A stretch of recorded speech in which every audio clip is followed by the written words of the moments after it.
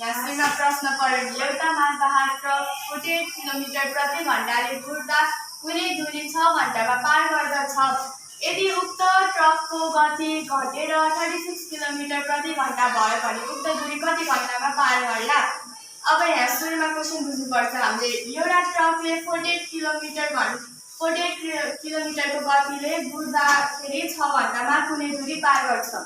अब हैन त्यही ट्रकले 36 किलोमिटरमा गति भयो भने कति घण्टामा चाहिँ कुनै दूरी पार गर्दो रहेछ। अब यस्तो यहाँ त्यो गति घटेको त समय बढ्छ नि त, किनभने धेरै गति भयो भने छिटो पुग्छ, थोरै गति भयो भने ढिलो पुग्छ नि त।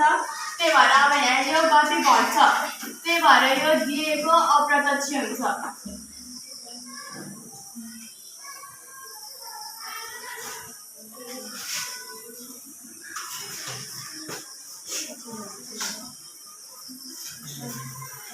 यो अब अप्रत्यक्ष विचरण भनेर हामीले थाहा पायौँ नि त।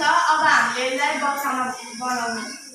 यो 48 किलोमिटरलाई हामीले त्यसै किलोमिटर भनेर लेख्न पाउँदैन, हामीले सधैँ दूरी भनेर लेख्नुपर्छ। अनि अब त्यो 6 घण्टालाई हामीले सिधै घण्टा लेख्न मिल्दैन, समय लेख्नुपर्छ।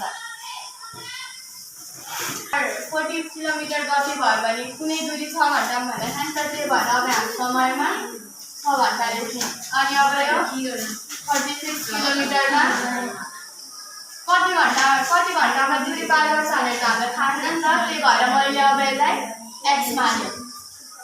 अब यहाँ लेख्ने। अब यिनीहरू दुईटालाई लेख्ने 48/36 अनि इक्वल्स।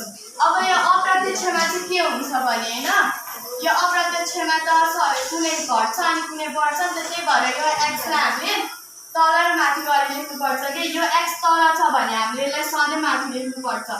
अब जस्तै यो 6 र एरो पनि लेख्नुपर्छ हैन, यो 48 बाट 36 घटायो नि त, त्यही भएर हामीले यसलाई अब तल आएर दियो हैन।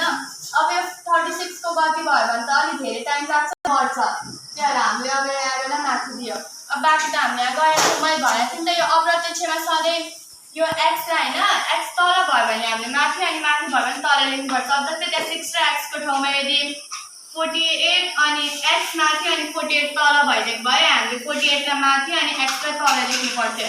यो अप्रत्यक्षमा सधैँ x लाई सधैँ तल छ भने माथि अनि माथि छ भने तल लेख्नुपर्छ। अब यो दुईटालाई मल्टिप्लाई गर्ने।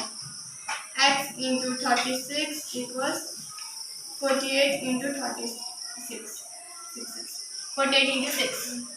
अब फेरि अब x * 36 इक्वल्स, अब यो 48 र 6 लाई मल्टिप्लाई गर्यो भने 288 आउँछ नि त, त्यही भएर अब यहाँ लेख्यो हामीले 288 और x इक्वल्स।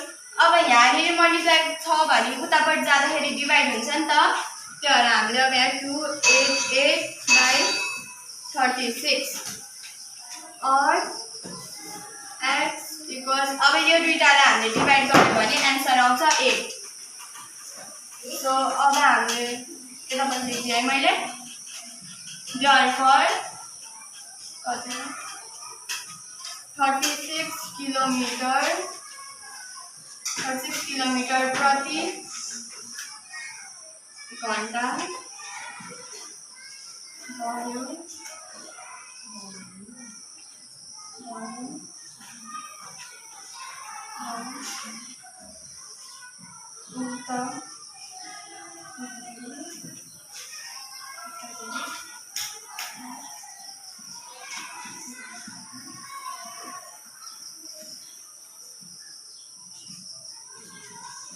अब यहाँ हामीले यसरी आन्सर निकालेपछि यसलाई यतिकै छोड्नुहुन्न। हामीले यहाँ सधैँ therefore 36 किलोमिटर प्रति घण्टा भयो भने उक्त दूरी 8 घण्टामा पार गर्ला। यसरी हामीले भाषा